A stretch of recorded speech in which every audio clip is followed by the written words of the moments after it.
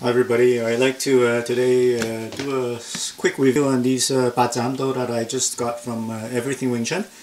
They were on sale, $300 from $500. I would not have paid $500 for it because I just can't afford that kind of money, but when I saw these on sale for $300, I snapped them up. They were the last pair discontinued and display model, and one of the reasons why it's supposed to be cheaper is because it got a little bit of scratch on it, and it's supposed to have some corrosions on the base of the blade, but this pair didn't seem to have that much of scratches, nor did I seem to find any corrosion on it. So it's really good. It's full tang. The metal itself is a 9260 steel. This is a high quality weapons grade metal. It will cut extremely well.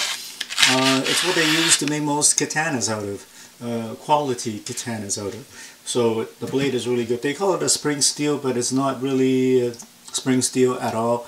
It's extremely stiff, this blade. The steel doesn't bend. It's only if it gets hit by a really hard steel that it'll probably flex. But I tried to bend this blade, and it doesn't bend at all. It's an extremely strong steel. It stays sharp. It came razor sharp. It cuts paper like crazy when I first got it. And the first thing I do for safety is I took the edge off. The reason why I noticed that it's a really good weapons grade steel blade is that it took a long time to take the edge off. I grinded it, and then I put it on a sandstone, and then I put sandpaper over it to make it dull, and it took a long time to make it dull. And even now that it's dull, as you can see here, it will not cut my hand. And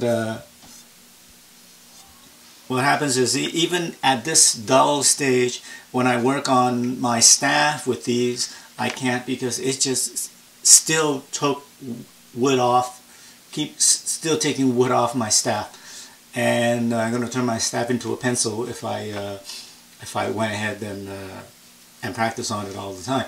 So I'm going to keep these as my nice pair, and I'm not going to abuse them. The handles are really nice. It comes with this wood here. The only problem is you cannot really practice well with these handles, as they are kind of slippery.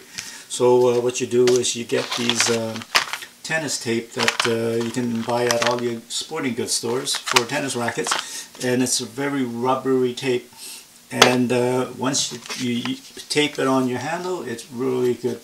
So it's really a really nice sword. It's quality made, and they actually say that it's 24 karat gold plated on the D-guard. So it's really, the D-guard, the gold D-guard is a really nice touch. They're very well balanced. They balance about here.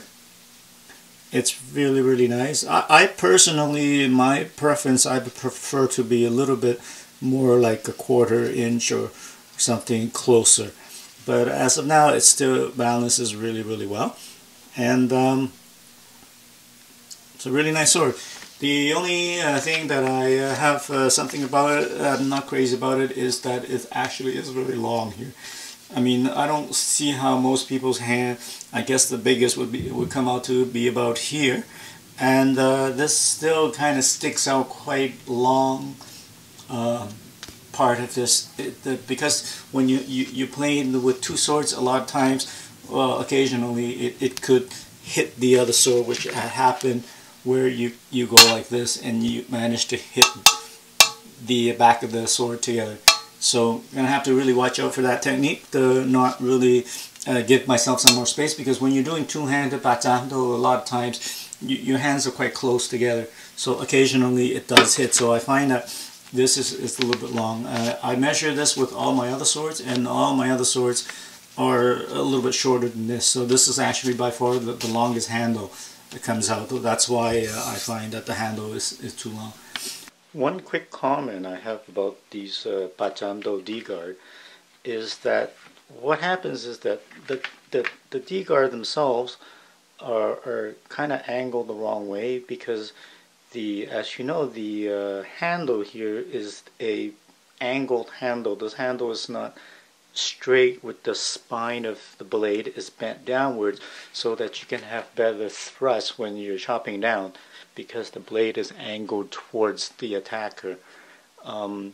So what happens is, when you hold the handle, your hand is at an angle.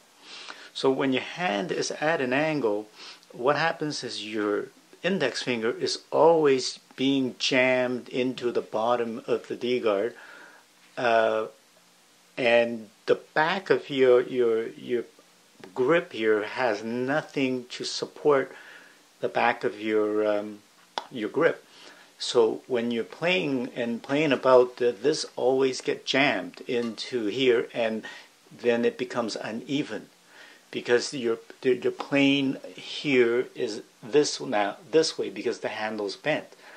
Of course, yeah, you can hold the handle further back to resolve this problem, but what happens is then your blade become wobbly because you don't have a good grip.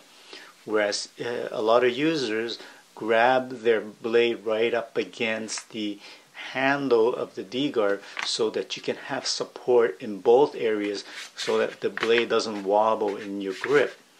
So what happens in comparison, let's say the original Chinese design is that since the handle is straight, the D guard on the top should be perpendicular to the handle, so that when you grip it up against it, you can have these 2 points, the index finger and the back of your finger, rested up against it, so that your grip is secure.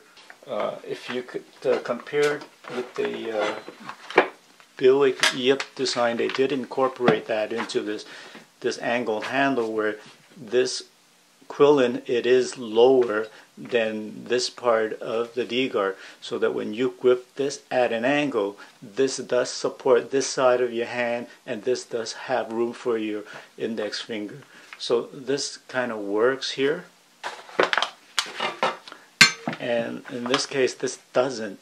So one way to solve this problem for this particular handle, I know it doesn't look as good, but I put a big chunk of tape and then wrapped it here, so that here is lower towards your hand, so that you can still have a slanted angle grip and have both support here against your hand and here to your index finger, so that it works much better, and it'll work as a better grip this way. But other than that, I find that these are excellent sword, and extremely well made. Quality swords, I would say. Have fun watching this. Hope you enjoy it, and have a nice day.